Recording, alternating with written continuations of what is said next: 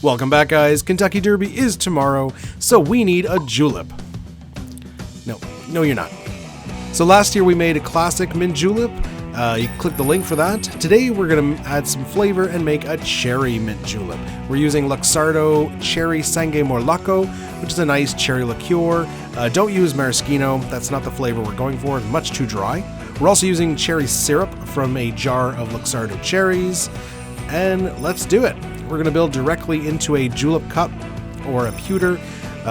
You don't have to use a julep cup, but I think it adds to the experience and it keeps the drink much cooler for longer because those metal cups really hold on to that temperature. So 8 to 10 mint leaves into the glass or into the cup. And then we're going to add some cherry syrup. So if you have your own cherry syrup, go ahead and use that. I'm using the syrup that is in these jars of maraschino cherries. We're going to do 2 to 4 bar spoons, depending on how sweet you want your drink. For my taste, 2 bar spoons along with the liqueur is going to be the perfect amount of sweetness. However, if you like a sweeter drink, go ahead and add a few more. Okay.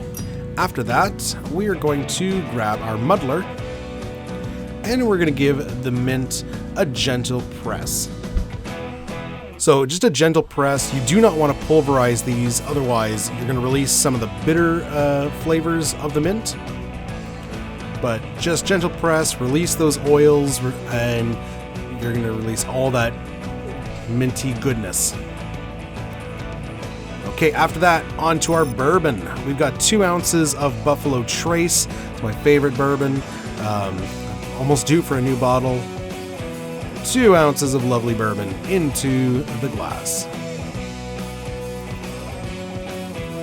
All right, and this is a cherry julep, so we need some cherry liqueur. I'm using Luxardo, as I mentioned.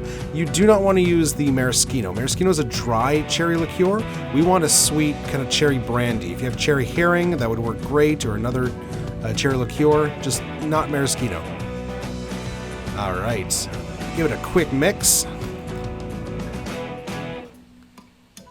Incorporate all those flavors. It should smell just great bourbon, cherry, minty, awesome. All right, we're gonna go outside and smash some ice in our Lewis bag. I know lately I've been using a lot of that pebble ice, but for a mint julep, I think you really want that hand crushed ice. It should be almost like snow, like really crushed. All right, and dump all that crushed ice into the glass. We're gonna go about 2/3 of the way up.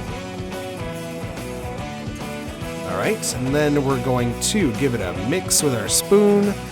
Lift that mint, get the ice in there, give it a chill. You should start seeing the sides of your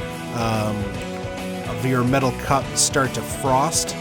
That's what we want, nice frosty cup.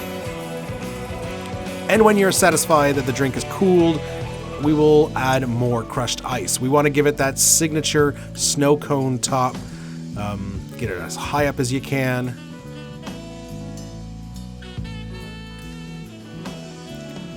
There we go. Look at that.